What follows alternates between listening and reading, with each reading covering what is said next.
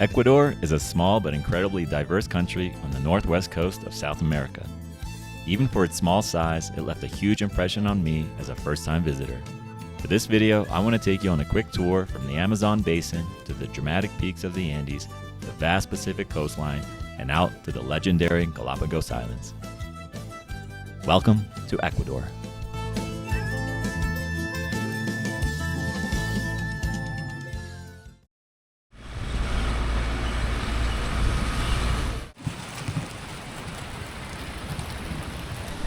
Looks like Colombia doesn't really want me to leave into Ecuador.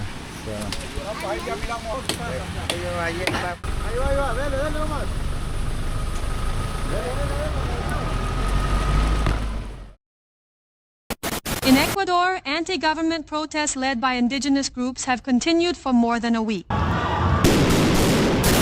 Ecuador has seen a sharp rise in violence.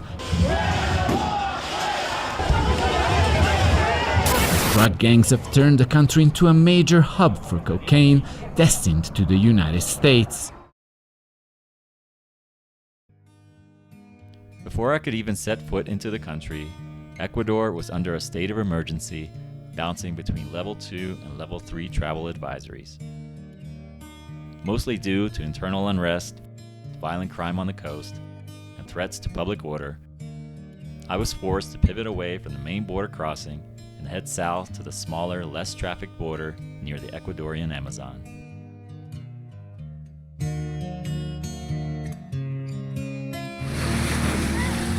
The border requires a simple bridge crossing, followed by 2 taxi rides and a transit shuttle to the nearest border town. Okay.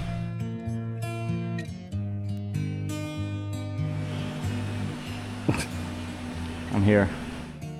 The currency in Ecuador is the US dollar, which felt a little odd at first. There are large 50-cent and dollar coins where I quickly learned to always keep a good amount of small change with me at all times. ATMs will typically charge a fee for withdrawal, but from my experience, Banco de Guayaquil will charge the smallest amount if you can find it. Por favor, retire su tarjeta. The border city of Nueva Loja is pretty standard, with a commercial center and various tours to go further into the Amazon. I only plan to stay one night here and head to the terminal the next day to travel closer to the Andes Mountains.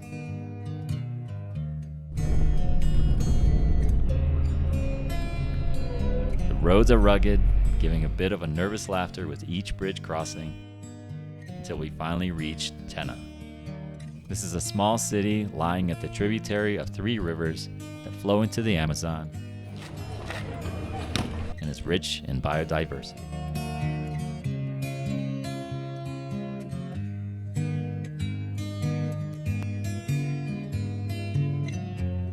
There are small jungle reserves to explore, but I recommend taking the adventure route and doing some whitewater rafting instead.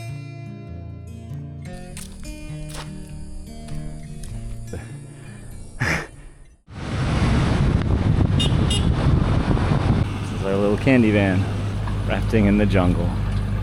Yeah, Hatunyaco River is very, very famous river. For professional guys are not professional guys. Yeah. See you later.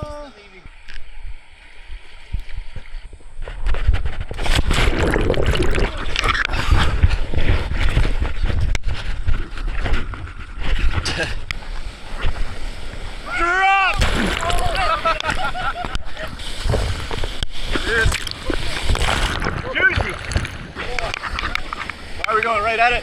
Why are we going right at it?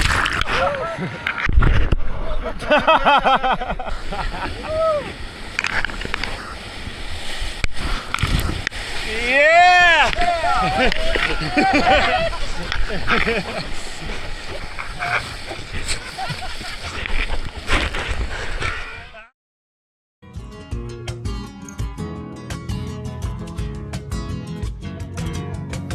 Next, we move into the Andes mountain range to one of Ecuador's standout destinations and popular with locals and tourists alike. Banos is a quirky, laid-back town known for its outdoor adventure sports, natural thermal springs, and uplifting local culture.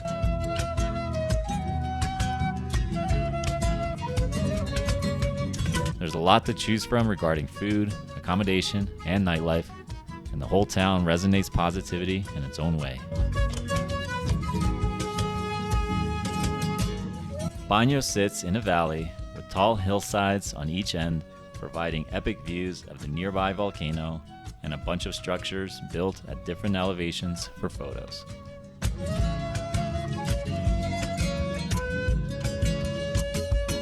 Personally, I was more gravitated towards exploring some of the massive waterfalls in the area. So grab yourself a bike, plan out your route, and hit the road to discover the 7 most popular waterfalls in the region. Getting to the locations is one thing, and going down to these waterfalls is an adventure on its own.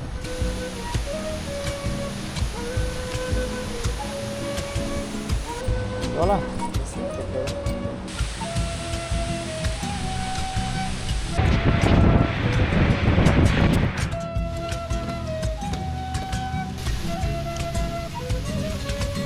Enjoy the journey and the benefits these incredible natural wonders provide.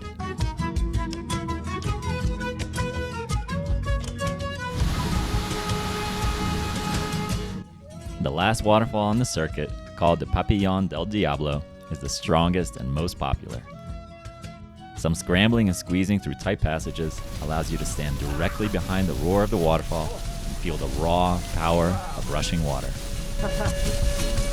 Incredible.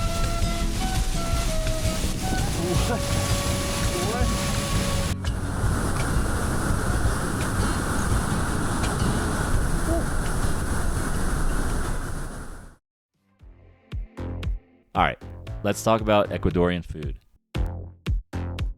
I got to try lots of different types of plates and can confidently say that it's my second favorite cuisine behind Peruvian.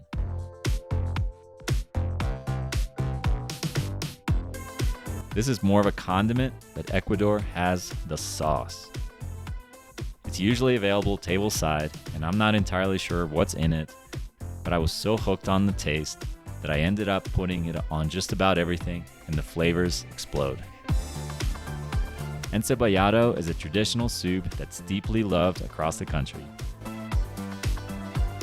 It ended up being my go-to just about every day because it's cheap, filling, nutritious, and damn good. The red mangrove crab is also iconic in Ecuadorian cuisine. To make a cangrejada, you gotta wash and scrub the crabs, boil in some garlic and cilantro, fire up some patacones, and enjoy the fruits of your labor. Comida de los dioses. Comida de los dioses con bebida de los dioses. Con la pescuezuda. Salud. While Ecuador isn't really known for its metropolitan sectors, 2 cities stood out to me. The first being Quito, the main capital of the country. Outside the central business district is the historic old town where I stayed and wandered around the condensed streets.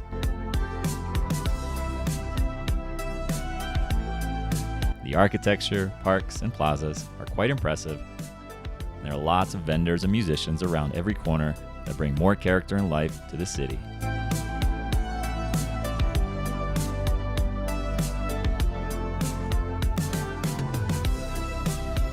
There's a new metro system in Quito as well, even though it's just one line, but it runs very well. My only complaint is that the gate machines that scan tickets only seem to work when they want to.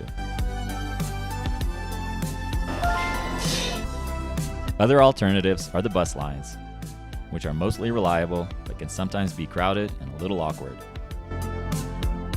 Nonetheless, they got me to faraway places like the cable car, which takes you up the slope of a volcano with supposed views of other volcanoes, but weather had other plans. And then to the Mitad del Mundo, or the middle of the earth, which is north of the city where a monument was built to mark the equator where the northern and southern hemispheres meet. You can stand with each foot in different hemispheres, basically being in 2 hemispheres at once. Super cool and must do when here.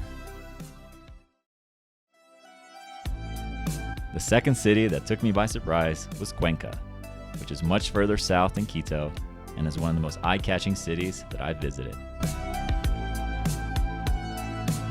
There's a beautiful community of local artisans here, as well as several green natural spaces and parks within the perimeter.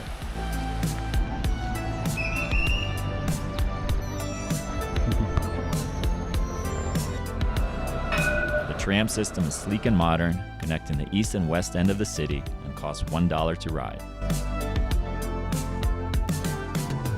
The whole layout of Cuenca is easy to navigate and chock full of restaurants, shops, markets and cafes on virtually every corner. The cathedral is positioned in the middle of the city, and not only can you get a glimpse from the plaza, but can also enter and climb the revolving staircase to the top for more surrounding views.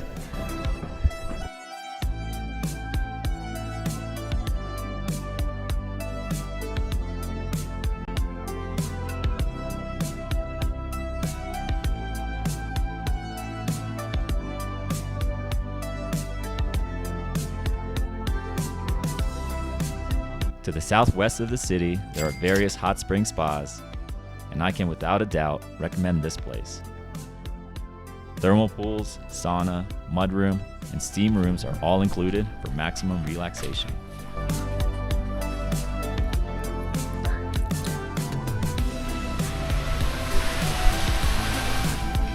Just gonna get in here, steam it out. Galapagos National Park is also not far away, and it's a stunning location for trekking and occasional wildlife viewing. Arrive early, as the weather does change around noon, and, well, you might end up like a wet noodle by the end of it. I love this! Perfect Ecuador weather.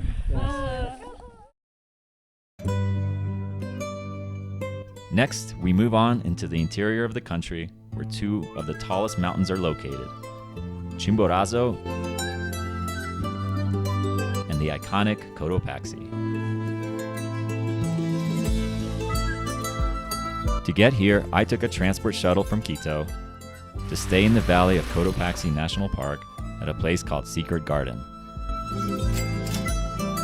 It's a beautifully curated social hostel with all meals included and various types of accommodation.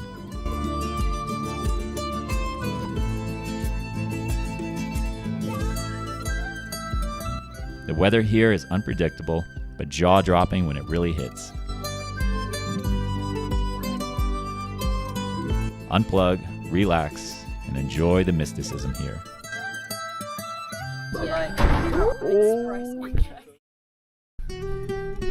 The hikes in the area are spectacular, with varying degrees of difficulty and viewpoints of the entire valley.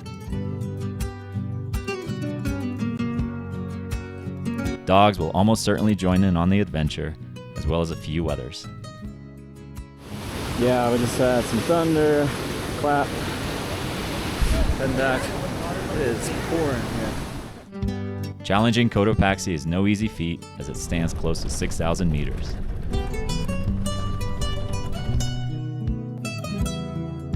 There are other hikes close by that are easier on the body and still manage to provide epic views depending on the weather.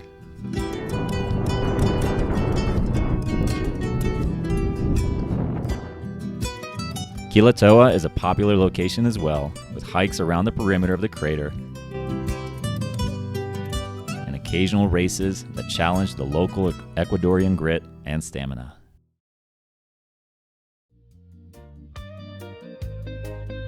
We finally head to the Ecuadorian Pacific coast, known for its beaches and surfing.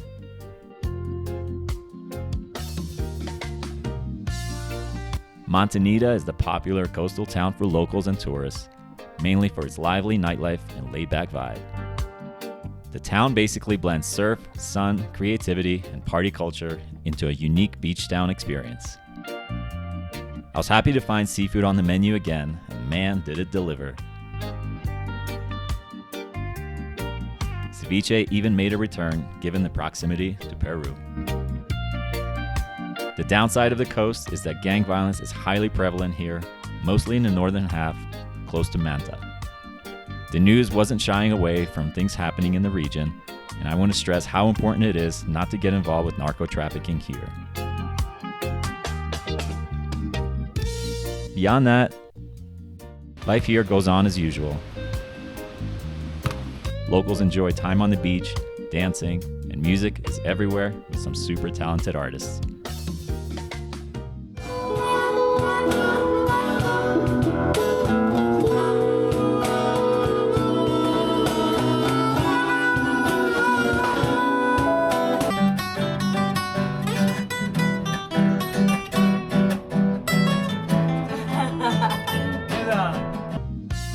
Ayampe to the north is far more quieter, but also brings a sense of balance to the region.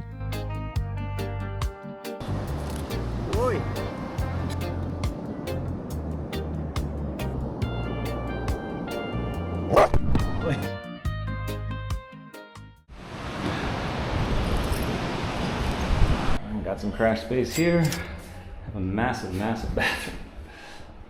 But for $15 a night, oceanfront views, little hammock, and breakfast incluido, I am happy. Puerto Lopez is only another 20 minutes north and is a long-standing fishing village. So naturally, I wanted to get the fresh catch of the day. Fresca, fresca? Fresca, yes, fresh, fresh. Yes.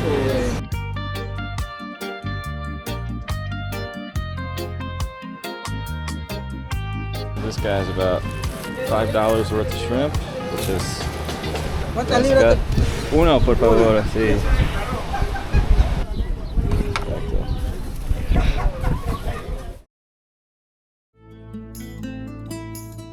Okay, mister, thank you. Welcome. And finally, we're going to close out with a trip to the Galapagos Islands. They're one of the most biologically important places on Earth, with Charles Darwin laying the foundation of modern evolutionary biology. Sea lions roam the beaches freely here, including the small pups that don't shy away from humans.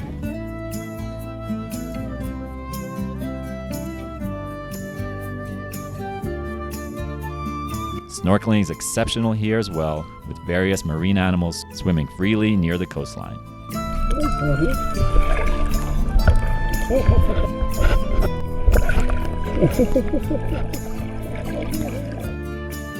Exploring the islands is key, where giant tortoises can also be found.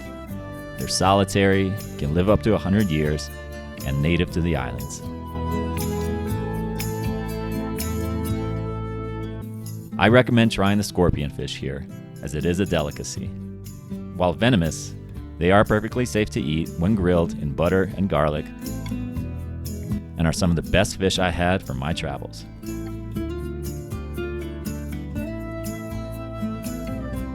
I think the best way to experience the Galapagos Islands is to go scuba diving near Darwin or Wolf Islands. I already made a video about it, and you can find the link in the description below. It's truly a life-changing experience that I will hold on to for the rest of my life.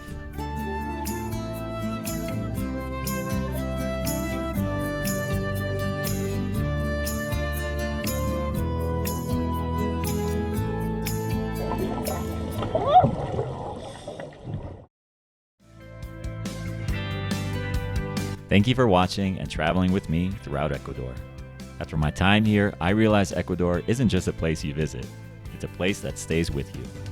From the mountains to the coast, the jungle to the people, every corner tells a story.